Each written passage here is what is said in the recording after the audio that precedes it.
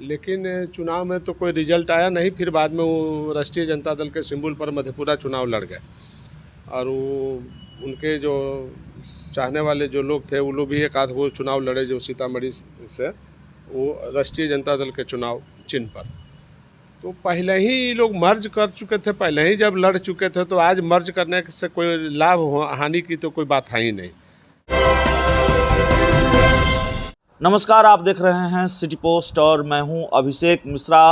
लोकतांत्रिक जनता दल शरद यादव की पार्टी जिसका विलय अब आरजेडी में हो गया है और आरजेडी में शरद यादव चले गए हैं। उम्र के इस पड़ाव में आरजेडी को क्या फ़ायदा होगा, खुद शरद यादव को क्या फ़ायदा होगा, आरजेडी की राजनीति कितनी बदलेगी, बिहार की राजनीति में क्या बदलाव होगा इस विलय से, इस पर हम बात करेंगे। जाहिर है इस घटनाक्रम पर यह सवाल ज़रूरी हो जाता है साधु यादव जी से। साधु यादव जी आरजेडी के स्थापना करने वाले लोगों में से हैं और बिहार की राजनीति में क्या रसूख रहा है ये भी बताने की ज़रूरत नहीं है। तो इस वक्त हमारे साथ हैं। सबसे पहले तो आपने वक्त दिया सर, इसके लिए बहुत बहुत शुक्रिया। सीधा सवाल यही है कि शरद यादव जी अब आरजेडी में आ गए हैं और क्या बदलेगा, क्या फ़ायदा आरजेडी को होता हुआ देख रहे हैं, क्योंकि बिहार की राजनीति में आपका अनुभव काफ़ी लंबा है, उस हिसाब से ये सवाल आपसे है।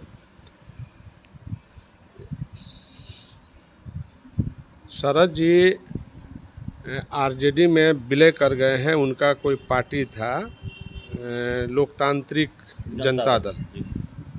लोकतांत्रिक जनता दल वो पार्टी बनाए थे और वो पार्टी के माध्यम से चुनाव भी लड़े थे, लेकिन चुनाव में तो कोई रिजल्ट आया नहीं। फिर बाद में वो राष्ट्रीय जनता दल के सिंबल पर मधेपुरा चुनाव लड़ गए और वो उनके जो चाहने वाले जो लोग थे वो लोग भी एक आध वो चुनाव लड़े जो सीतामढ़ी से वो राष्ट्रीय जनता दल के चुनाव चिन्ह पर। तो पहले ही ये लोग मर्ज कर चुके थे, पहले ही जब लड़ चुके थे, तो आज मर्ज करने से कोई लाभ हानि की तो कोई बात है ही नहीं। चलिए वो अलग बात। लेकिन ये सवाल ज़रूर बनता है कि शरद जी से फ़ायदा आरजेडी को नहीं है, लेकिन आरजेडी से फ़ायदा शरद जी को है, ज़रूर है। इसलिए है कि उनको एक एमपी का सीट चाहिए, राज्यसभा से चाहिए और वहाँ दिल्ली में अपना एक घर चाहिए। ऐसे तो नेता रहे हैं, बहुत पहले से पुराने नेता रहे हैं, उन तो घर होगा ही उनका, ऐसा थोड़ी है कि घर नहीं होगा। लेकिन एक राजनीति जगह चाहिए, राजनीति का एक जगह चाहिए, राजनीतिक जगह चाहिए। तो राजनीतिक जगह जो है एमपी लोगों को क्वार्टर जो सरकारी मिलता है वो राजनीतिक जगह हो जाता है। तो ऐसे थोड़ी है कि उनको रहने का घर नहीं है, ये नहीं है, ये सब तो एक हमारे समझ से अच्छा भी नहीं लगता है। लेकिन राजनीतिक जगह तलाश रहे थे, तो राजनीतिक जगह के लिए उनको जब राज्यसभा में जाएंगे तो स्वतः जो है राजनीतिक जगह उनका घर जो है बच जाएगा, रहेगा। एक सवाल यह है कि चंदेश्वर जी आरजेडी के नेता और उनको पार्टी से सस्पेंड किया गया और इसको लेकर तेज प्रताप यादव नाराज़ हो गए। तेज प्रताप यादव और जगदानंद सिंह जी के बीच का जो टकराव है वो ख़त्म होता हुआ नज़र नहीं आ रहा है। इस प्रकरण पर जो तेज प्रताप यादव जी का बयान है, उन्होंने इस निलंबन पर नाराज़गी जताई है, जगदानंद सिंह को लेकर नाराज़गी जताई है। नहीं, चंदेश्वर पुराना वर्कर है और वो 90 के दशक से वो लगातार पार्टी में काम कर रहा है, पार्टी ऑफिस में काम कर रहा है और उसको कभी एमपी एमएलए एमएलसी का भी पार्टी के द्वारा कुछ नहीं किया गया है। लेकिन वर्कर का सम्मान होना चाहिए, चाहे कोई भी पार्टी हो, चाहे वो राष्ट्रीय जनता दल हो, यूनाइटेड जनता दल हो या कांग्रेस पार्टी हो या बीजेपी पार्टी हो, कोई भी पार्टी हो, वर्कर का सम्मान होना चाहिए। एक आखिरी सवाल है सर आपसे।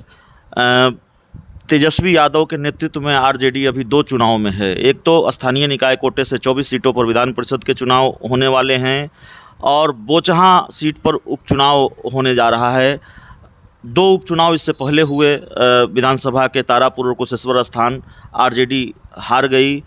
इस चुनाव में क्या होता हुआ देख रहे हैं? देखिए, जनता के हाथ में है। जनता जिस पार्टी के एजेंडा को लाइक करेगी और कैंडिडेट को लाइक करेगी उसको जिता के भेज देगी। इसमें कौन सी बड़ी बात है? कोई ज़्यादा बड़ी बात नहीं है। अच्छा वर्कर होगा और पार्टी के एजेंडा साफ होगा तो जनता उसको कबूल करेगी और वो अपना मत देगी और जीतेगा। तेजस्वी यादव को कैसा नेतृत्व करता मानते हैं? अभी इस पर हम कुछ टीका टिप्पणी करने की स्थिति में नहीं है। क्या है, वो जैसा लोग करेगा, हम तो पहले भी कहा कि जैसा कर्म करोगे वैसा फल देगा भगवान, यही है गीता का ज्ञान। तो चलिए, यही है गीता का ज्ञान। साधु यादव जी से हम बात कर रहे थे और डंके की चोट पर अपनी बात रखते हैं, कभी कभार बेहद सधे अंदाज में अपनी बात रखते हैं। तो यही अंदाज और मिजाज है और इसी अंदाज और मिजाज के लिए बिहार की राजनीति में जाने जाते हैं। उम्मीद है ये इंटरव्यू आपको पसंद आया होगा। बहुत बहुत धन्यवाद।